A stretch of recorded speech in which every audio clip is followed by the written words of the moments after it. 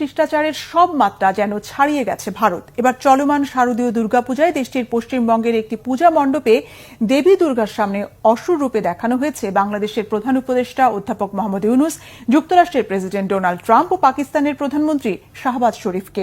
এই ঘটনার ভিডিও সামাজিক যোগাযোগ মাধ্যমে ছড়িয়ে পড়লে চরম সমালোচনায় ফেটে পড়েছেন নেটিজেনরা। বিশ্লেষকদের মতে এই ধরনের অশোভন আচরণ রাষ্ট্রীয় পর্যায়ে অভিযোগের গড়ালে ভারতের কাছে ব্যাখ্যা চাইতে পারে পাকিস্তান, যুক্তরাষ্ট্র ও বাংলাদেশ। রাষ্ট্রীয় পর্যায়ের কি ব্যবস্থা নেবে এই তিন দেশ? ডেস্ক রিপোর্টে জানাচ্ছেন ইমরান মাহমুদ। পশ্চিমবঙ্গের দুর্গাপূজার মণ্ডপে এবার ঘটে গেল এক অদ্ভুত বিতর্ক। দেবী দুর্গার সামনে অসুর রূপে চিত্রিত করা হয়েছে বিশ্বের তিনজন প্রভাবশালী ব্যক্তিত্বকে। বাংলাদেশের প্রধান উপদেষ্টা ডক্টর মোহাম্মদ ইউনূস, মার্কিন প্রেসিডেন্ট ডোনাল্ড ট্রাম্প এবং পাকিস্তানের প্রধানমন্ত্রী শাহবাজ শরীফকে। ভারতীয় গণমাধ্যম ইন্ডিয়া টুডে এবং ইকোনমিক টাইমসে প্রকাশিত প্রতিবেদনে উল্লেখ করা হয়েছে, পশ্চিমবঙ্গের হুগলির এক পূজা কমিটি এই আয়োজন করেছে। প্রতিবারের মতো এবারের মণ্ডপেও রাজনৈতিক ও সামাজিক বার্তা দেওয়ার চেষ্টা করা হয়েছে বলে দাবি করছে আয়োজকরা। তবে প্রশ্ন উঠেছে, একটি ধর্মীয় উৎসবে আন্তর্জাতিক পর্যায়ের ব্যক্তিত্বদের এভাবে অসুর বা দানব রূপে উপস্থাপন করা কতটা সঙ্গত? দুর্গাপূজায় প্রচলিত আচার অনুযায়ী দেবী মহিষাসুর মর্দিনী হিসেবে দানব বধ করেন।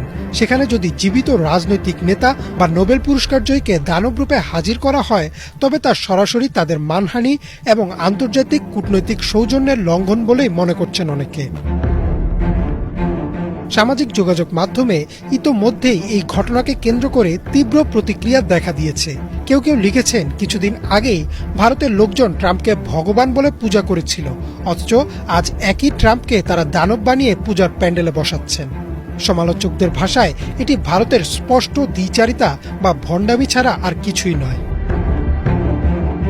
আন্তর্জাতিক আইনের দৃষ্টিতে এটি একটি গুরুতর ইস্যু হতে পারে, কারণ বিভিন্ন রাষ্ট্রের শীর্ষ নেতার ভাবমূর্তি নষ্ট করার মতো কর্মকাণ্ড আন্তর্জাতিক সম্পর্কের ক্ষেত্রে শিষ্টাচার ভঙ্গের শামিল।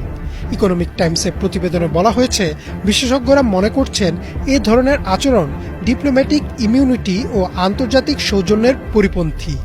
রাষ্ট্রীয় পর্যায়ে যদি এ অভিযোগ গড়ায়, তবে পাকিস্তান, যুক্তরাষ্ট্র কিংবা বাংলাদেশ আনুষ্ঠানিকভাবে ভারতের কাছে ব্যাখ্যা চাইতে পারে।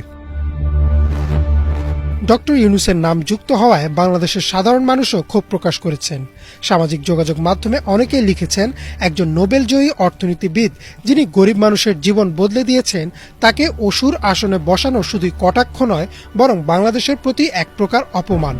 অনেকের মতে, পতিত আওয়ামী লীগ সরকারের আমলে ভারতকে যেসব একচেটিয়া সুবিধা দেয়া হতো, দায়িত্ব নেয়ার পর তা বন্ধ করে দিয়েছেন ডক্টর ইউনূস, আর তাতেই চটেছেন ভারতীয়রা। ঘটনাটিকে কেন্দ্র করে আরও একটি প্রশ্ন উঠে আসছে, ধর্মীয় উৎসবের রাজনীতিকীকরণ কি মোটেও সাংস্কৃতিকভাবে গ্রহণযোগ্য? দুর্গাপূজা সনাতন সংস্কৃতির অন্যতম প্রধান উৎসব।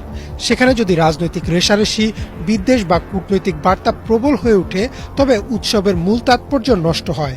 সমালোচকরা বলছেন, ধর্মীয় উৎসবকে ব্যবহার করে অন্য দেশের নেতা বা ব্যক্তিত্বকে অপমান করা কেবল অশোভনই নয়, বরং ধর্মীয় মূল্যবোধেরও অবমাননা। ভারতীয় জনমনে যদিও এর কিছু সমর্থন দেখা যাচ্ছে। অনেকেই বলছেন, এই মণ্ডপ আসলে প্রতীকী, যেখানে অসুর মানে মন্দ শক্তি, আর ট্রাম্প, শাহবাজ কিংবা ডক্টর ইউনূসকে রাজনৈতিক ইঙ্গিতে ব্যবহার করা হয়েছে।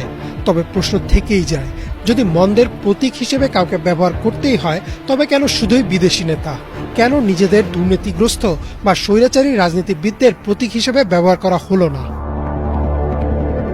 সব মিলিয়ে বলা যায়, পশ্চিমবঙ্গের দুর্গাপূজায় বিশ্ব নেতাদের অনুরূপে চিত্রায়ন নিছক স্থানীয় প্যান্ডেলের সৃজনশীলতা নয়, বরং এটি আন্তর্জাতিক অঙ্গনে ভারতের ভাবমূর্তি ক্ষুণ্ণ করার মতো এক ঘটনা। যারা একদিন ট্রাম্পকে দেবতার আসনে বসিয়েছিলেন, তারাই আজ তাকে অসুর বানাচ্ছে। এটিকে ভণ্ডামি বলা যায়। সবচেয়ে বড় কথা, ধর্মীয় উৎসবকে রাজনৈতিক বিদ্বেষ ছড়ানোর হাতিয়ার বানানো কেবল অশোভনই নয়, বরং কূটনৈতিক শালীনতারও চরম লঙ্ঘন বলে মনে করছেন বিশ্লেষকরা। ইমরান